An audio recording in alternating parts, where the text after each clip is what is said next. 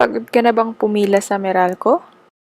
Or wala kang available na pera sa bank account mo or sa GCash or Paymaya or kung ano pang app dyan na meron ka? Just watch this video at ituturo ko sa inyo kung paano nga ba magbayad ng inyong Meralco bill using credit card with zero convenience fee.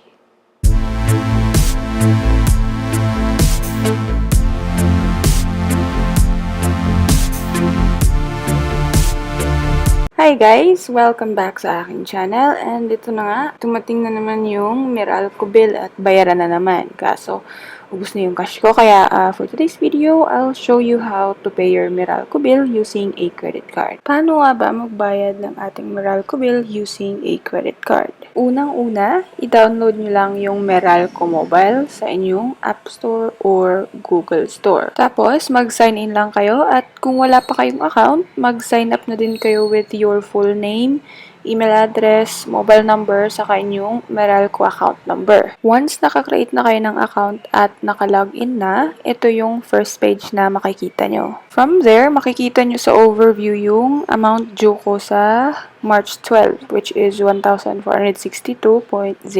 Tapos, sa page na yan, makikita nyo din yung Pay Now na button. Ito naman yung lalabas nung pinundot ko siya. Tapos, merong unpaid saka paid. I-check natin yung paid. So, ayan yung mga history na nabayaran ko nung mga previous months. Tapos, yung nasa taas naman yung unpaid. Select natin siya para makita natin yung detail. Diyan yung makikita yung kilowatt na nagamit nyo. And sa upper right, tap nyo yung Pay Now. Sa page na to, makikita nyo yung mga options. Like yung credit card, debit card, GCash, saka Paymaya. So, since wala nga akong cash, dito tayo sa credit card.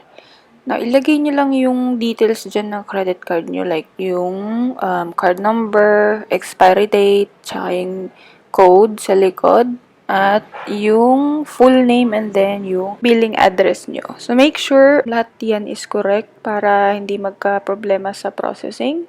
So, ilagay nyo lang po lahat ng details dyan na hinihingi niya. Second time ko na ito magbayad using credit card kasi wala naman siyang processing fee. Di natin alam baka next time may processing fee na.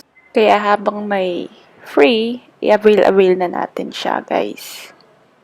Yan, so medyo ang tagal ko mag-type. Ni-make sure ko lang na tama lahat ng details na ilalagay ko. Tapos, may next dun sa taas. Okay, review lang natin kung lahat ba ay tama and then just click on Pay Now. Kung mapapansin nyo, wala siyang convenience fee. So, let's pay now. And then, ayan, i-redirect naman tayo ngayon sa... Ito yung parang secured payment ng MasterCard. So, magsisend siya ng code sa phone number na naka-associate sa BPI ko. Okay, so i-continue lang natin yan. Tapos, antayin natin yung code na isi-send sa phone number via text. Continue nyo lang siya at ayan na nga, dumating na yung text. I-enter ko na lang yung 6-digit PIN or yung code na na-receive ko. So, ito siya. Enter nyo lang siya dyan. Make sure na tama siya. And then, pagkatapos nyo ma-enter, i-confirm or i-type nyo lang yung confirm dyan sa baba. Tapos, ito na nga siya. Processing, loading, ayun. Payment successful. Dumaan pa pala siya ng Paymaya. Ganun lang po kabilis kung paano magbayad ng ating Meralco bill using a credit card. So, dun tayo dadaan sa apps. At ito na nga yung confirmation. I-screenshot ko lang para may proof tayo.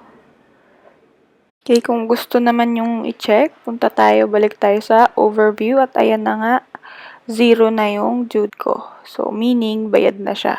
Ngayon, i-check naman natin yung history ng bills and payment. So, ayan. Wala nang unpaid. Tapos sa paid naman, andun na, nakapost na po yung binayad natin ngayon lang. That's it guys. Ganyan lang po kasimple ang magbayad ng ating Meralco bill using a credit card. So, if you find this video helpful, palike na lang and then comment your questions down below. Sasagutin ko po yan. Sa next video ko naman, isi-share ko kung paano magbayad ng inyong MP2 savings account sa Pag-ibig.